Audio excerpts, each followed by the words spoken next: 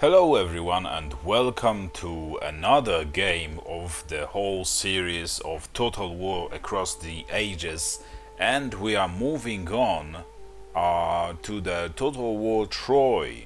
So I have played like a couple of campaigns in this game, both in historical and mythological game modes. But yeah, I guess this game is pretty much similar to the Total War Pharaoh. It also bases on the barter economy, basically, exchangeable and resources instead of just money-based economy. And I think because it is basically just a historical Total War series, we will go for historical game mode. And I've also already picked ourselves a leader or faction that we will play with, which is the Menelaus. So we will play as the King of Sparta, and we will basically try and take back Helen from Paris. So, without any further ado, I will take back. let's just, we'll change the difficulties to normal, and without further ado, let's just start this campaign. And as you can see, there is this button saying that we can take Helen back. So let's do that. Are we mere playthings of the gods? Or do we plead divine influence to justify our foolish choices? He's taken her! He's taken my wife!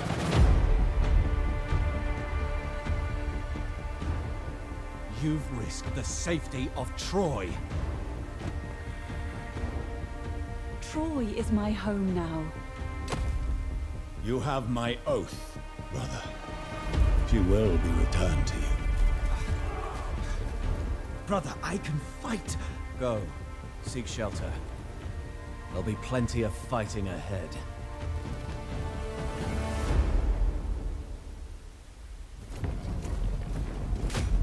Helen's flight was a grave wound to Achaean pride. King Menelaus will have his revenge. And his brother will have his war with Troy, just as the gods intended.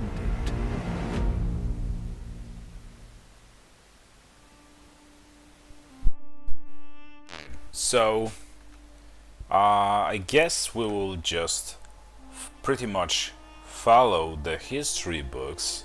So we will just seek the destruction of Troy, but the path there will not be easy. We will have to conquer a couple of their allies on the way as well. But unlike in the previous game in this series, this time we will not go for the conquest against the whole world, unless we are basically forced to do that.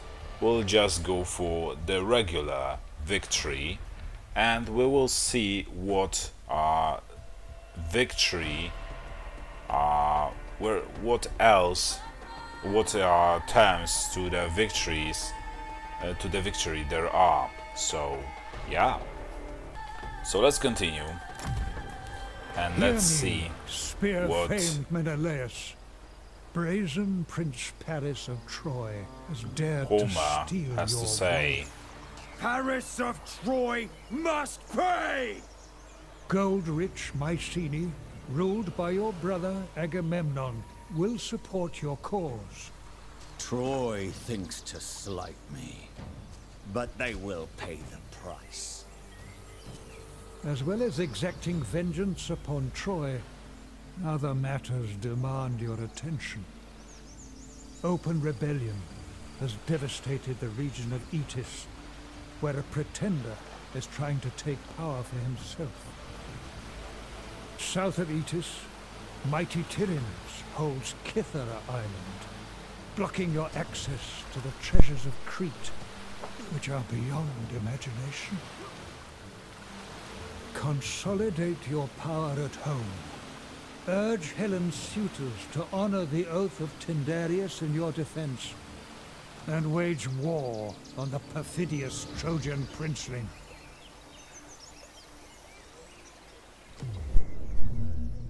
Okay, so let's see how they play Sparta. Spartan colonies. The people of Sparta are known for their intrepidity and ingenuity. Thus, Menelaus can colonize a raised settlement instantly without having to send an army there. As a result, colonization of remote settlements is more expensive. This is actually a pretty interesting feature. Okay. And call to arms. Many are willing to honor the oath to support Helen's husband in case anything happens to his wife. Because of that, Menelaus can recruit units from rosters available to his defensive or military allies. That is also pretty interesting. Okay. So, we now, as usual, have the opening battle on our hands. So, let's just start. And now, actually comparing this to the Total War Pharaoh, like the graphics are significantly worse, honestly. That is the first thing I've noticed, and the last time I played Total War Troy, I didn't remember that the graphics look like that. Okay, so anyway, because this is an opening battle, we can just go ahead, do a quick save, and there's a celebration as always to the new campaign. Let's play this battle manually. So, because we are the ones who are attacking, I think we are pretty much forced to climb up that hill. That is what we'll do. We can just go ahead and try, as we always did in previous campaigns, to bait our enemies and like force them to attack us by, you know, shooting at them with our slings. I guess we'll see. And what is this? The War God's Call, a hero's ability, and this grants us forces the target to attack the taunter. Okay, that is actually pretty cool as well. So we will force our opponents to attack the Menelaus specifically I mean. Okay, let's go up that hill. And now they are starting to shoot at us. The foe has sighted your hidden units. Okay, and let's pick the enemy slingers as our target. Go at them! Onward, warrior! You guys go up that hill. And let's send our general into battle as well. Okay, they're rushing in now. So we should attack them here as well. By the way, I don't really remember if I have the blood Your warriors are turned losing on. heart. It seems like, oh yeah, it seems like I have, so okay. Yeah. You, my man, will have to go up that hill. And can you taunt that guy?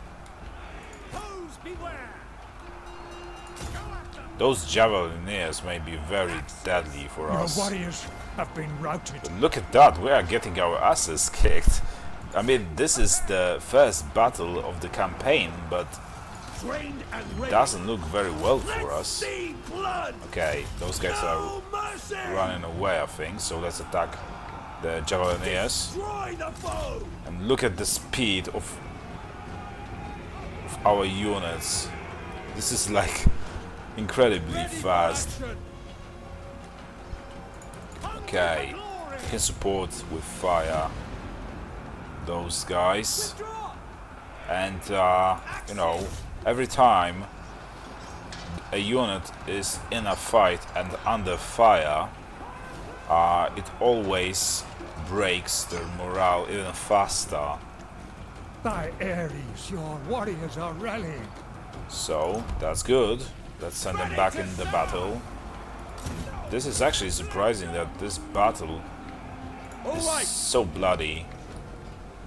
You know what, will actually boost the blood a little, I think. I enjoy it when there's more blood in the fights. Okay, so doesn't look very well for us right now. You know what? Scratch that. You guys just ignore them and attack those slingers. And unfortunately for us, those guys just broke in the most unfortunate time as well.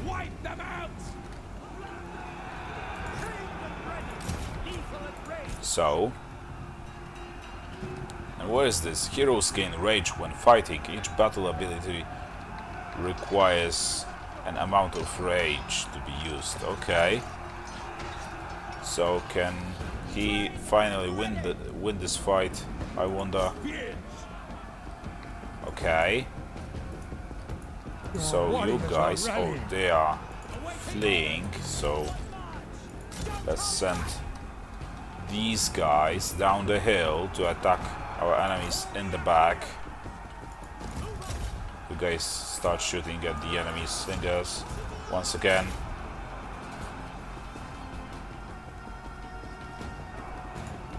Especially that their backs are turned on us.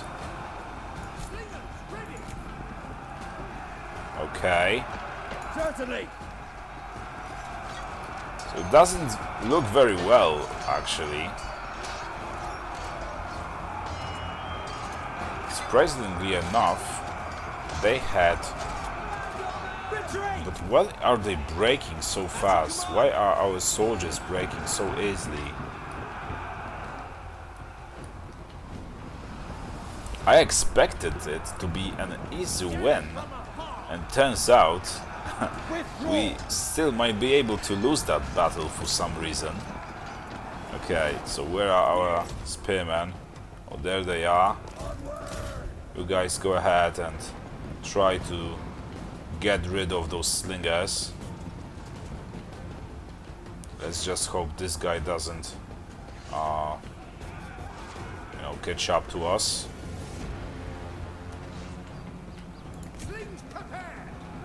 Okay, so they are chasing our general down, and he perished. Well, he personally did not perish, but his unit did. One of your units has no more ammunition.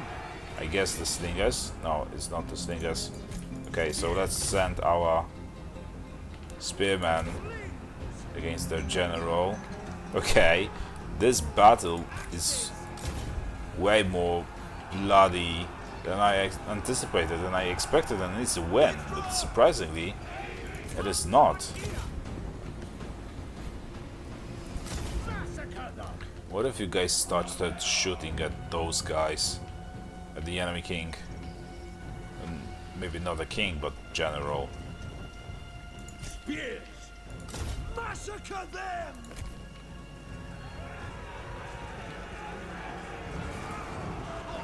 Okay. That charge did some damage, I think.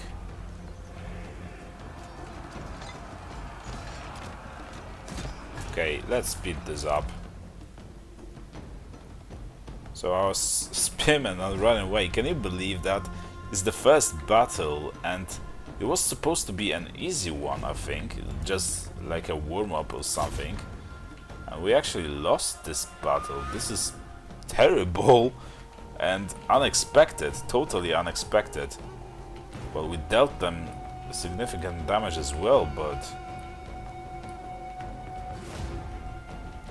this isn't what I was hoping for. And what, let's... Oh, this is the maximum Take speed, care. okay. You are losing ground. Yeah. Look at that. We actually lost this battle. Can you believe that? I mean, they had higher numbers and better units as well. They had... Okay, anyway. They had this unit, light swordsman, and well, the odds were pretty even, honestly, but for some reason our soldiers were breaking so easily. Our best was not enough. Okay, doesn't matter. So I guess we have to go Menelaus of back Sparta. into March on. our hometown. Look at that, we can actually colonize the settlement of Ithis. We have... Is this like an income each turn? Or... It probably is. So, it would cost us 380 stone. We do actually have this amount. But there is no point in actually colonizing that settlement just yet, because as you can see, there is this enemy army there, which we need to take care of first. Okay, so royal decree available. Yeah, I know what royal decrees are. Okay, so let's go for... Yeah, we will go for stone first, because this is like the major resource to upgrade settlements or constructions inside the settlements. Okay, so Othelion can we build like a garrison there? This looks like some kind of a garrison, but it doesn't say that we will receive some extra garrison forces. Yeah, exactly. So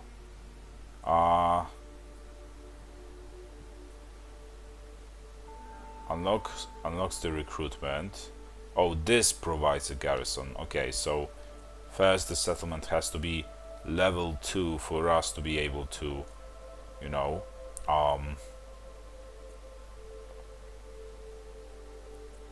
to recruit or build a garrison. Okay, so there's this builder's quarters, which would provide us with plus 28 stone per turn, but and -1 to construction time of all buildings in this province. But on the downside, -4 to influence over this province. And basically influence is something like religion in Total War Rome games. So the lower the influence, the more people are unhappy. Actually, we will go for this one, especially that it gives us a bonus for the high influence, if we have that high influence. Or we could go for this one and decrease the growth in this province significantly, but maybe we will do that once we like improve that province enough, and we will know we can afford that. Okay, so for now let's go for this one. And in the next turn we'll try and recruit a couple more soldiers into our army. It's also too bad that we cannot see how many factions there are left. I so easily get used to those things. Okay, a king's decree. So, objectives. Issue a royal decree. We already issued a royal decree, but we have to wait 8 turns before it is put, or like, you know, yeah, like accepted, etc. or something. Okay, we have to recruit those extra units.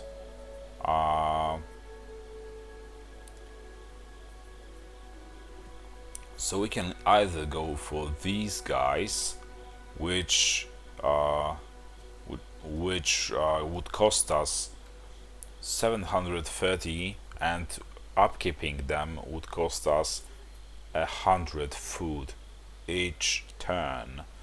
So actually, yeah, we'll go for them and like 2 units of our spearmen,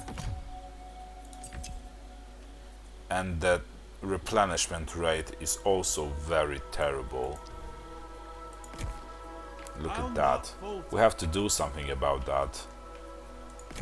We definitely want to start replenishing, or basically to replenish our units faster than that.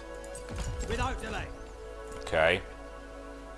I think this is all. There's one also construction available. We could go for something that provides us with happiness. And later on enables recruitment of spies in the province. Okay, that is pretty interesting. And we could also go for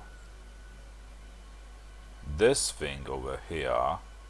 So this unit, which has shields and is armor piercing, and they are designed to be at the front lines, so we will actually go for them first, I think. And we also need a how much?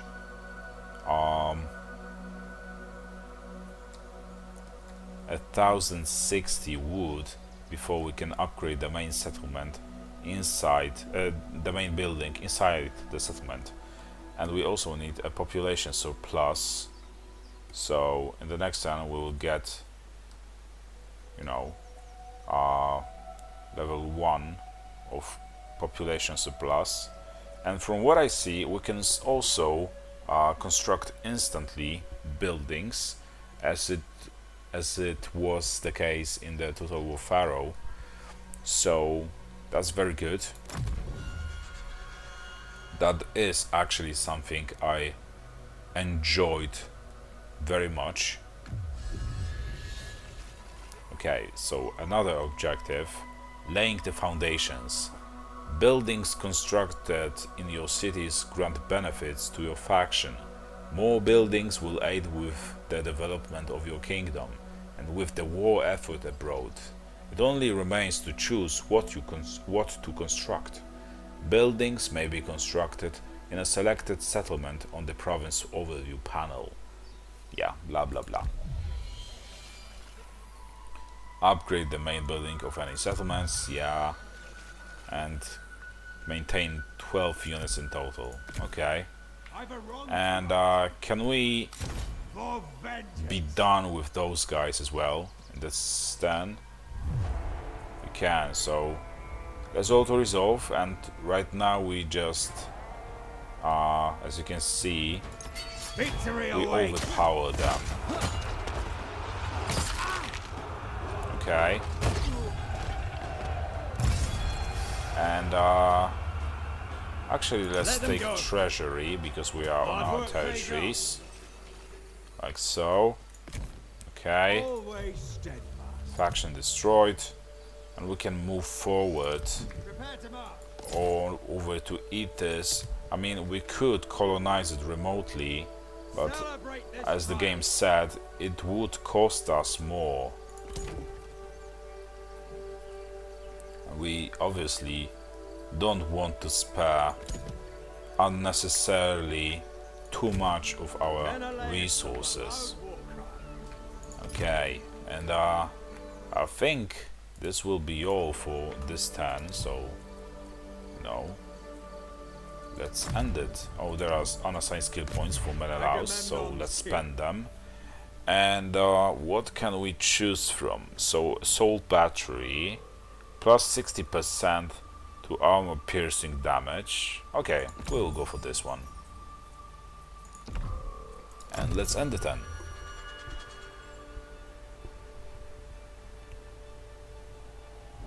Like so. Okay. Menelaus of Sparta. Can we now colonize that settlement over here, the Etis? We can. A new holding for Sparta. That is very good as well.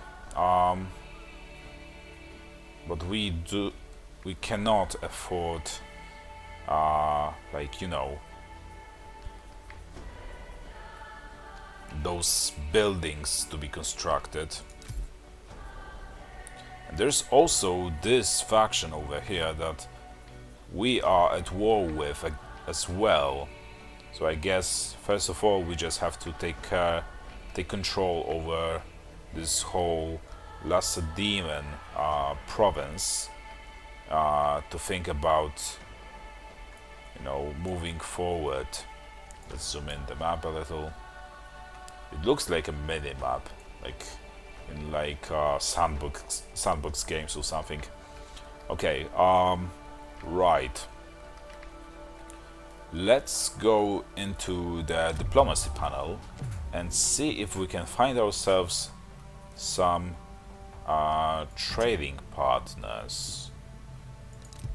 By the way, let's first see what we produce the most. So we have 1400 food production each turn. I think that is the gray little one is, yeah, it is the production, so okay. But actually we do not have any other resource to deal with, so With fortitude. we don't have any resource to deal with other factions in exchange for wood, for example, let's just say. So we actually have to sit and wait until we produce enough wood to start building the constructions inside of that you know, damaged settlement. And we just finished a couple of missions, and this way we can now, as you can see, well, we could afford at least one of those I remain undaunted.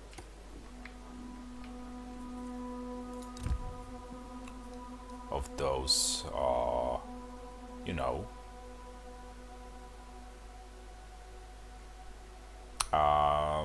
buildings inside of the settlement. And right now we can also recruit those guys who are shielded, perfect for the front line. They are also armored and they are armor piercing. I don't know if I mentioned that or not, but yeah, but they will cost us, their recruitment will cost us 80 bronze and 800 food, and their upkeep is 120 food each turn. And same goes for these guys. Oh yeah, this is the same unit, never mind. Okay, so yeah, let's recruit those guys. We have enough bronze to be able to afford their recruitment. And if you've seen any of my, well, mostly the previous historical Total War game I've played on my channel, which was the Total War Pharaoh Dynasties. You should know that, or you would know that I just always prefer the heavy units over the light ones, especially shielded ones. And if they are armor piercing as well, it's even all the better. Okay, so yeah, these guys are already in our ranks. Can we? Yeah, we can finally build that construction as well. So that is very good. Okay, what else? We would need to improve our economy a little. I guess we will go for this construction next, or we will build a garrison. Yeah, we will actually build a garrison, because obviously we don't want our enemies to conquer our settlements while we are absent. Okay, and seems like there is nothing else to be done. Garrison hero didn't move. So there are two options now. We can either wait one more turn, and the next one will start moving onto the Cythera, or we can do that right now and, you know, stop replenishment of our forces.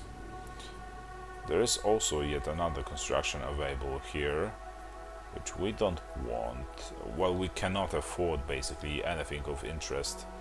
We already have this kind of construction, so why would we build another one of those?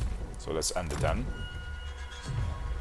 As you know, the couple of first few turns are always really quick, so there's nothing new to that. Let's also sign a non-aggression pact and make them of wood as much as possible. Let's say 500 units of wood. Oh, that is just perfect. Now we also have a non-aggression pact with Diomedes, so he will definitely be our ally. At least he should be, history-wise, our ally against the war with Troy. Upgrade the main building of any settlement to its maximum level. Okay, so it will actually have to wait a little while longer, but now we can just go ahead and start heading towards the settlement of Synthera. We can actually speed this up to be sure we'll get the next turn. Look at how long that ship is. I'm afraid not. It's really incredible. Okay. We can start upgrading. Oh, we were about to actually build like the, yeah, we definitely need this one. So, by the way, now I noticed that the icon on the main building inside of the settlement suggests what this settlement of production production of what this settlement focuses on. So yeah, so as you can see, this was like a grain icon, and we can focus on farming here. There are some cubes, so we can produce stone inside that settlement. So there's that. Okay, so let's end the turn.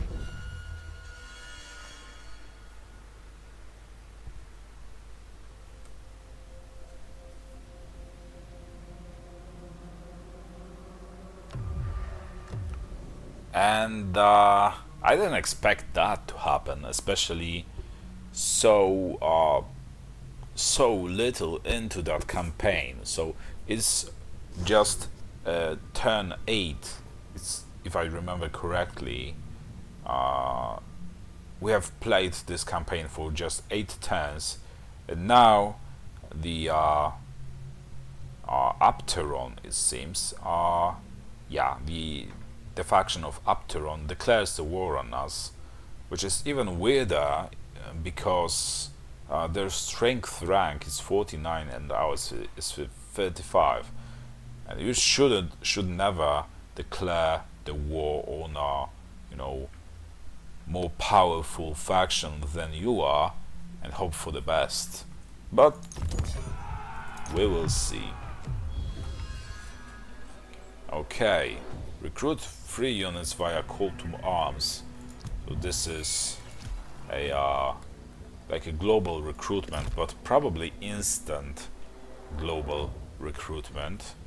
First, let's change the stance. I understand. And attack Hold that nothing settlement. back. And this unit will be pretty badly damaged, but they're basically a cannon fodder, so it doesn't really matter for us. There's some peasants, weaklings and all. Okay. So we can occupy this finally this settlement, and we will choose this commandment, which grants us +2 happiness to the whole province. So there's that. And what do we need the most? Do we need wood or stone? I think we need stone more, honestly. So we will go for that. We'll boost our you know, stone production. Menelaus of the loud war cry. We can just go ahead and also recruit a couple more units into our army, like 3 more units of slingers, and yeah, we can easily afford upkeeping them. They don't cost too much each turn.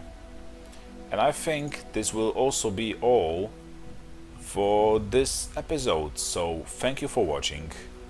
I hope you enjoyed it. If you did, drop a like, a comment, a subscription, and stay tuned to the next episode of Total War Troy. So see you around. Bye.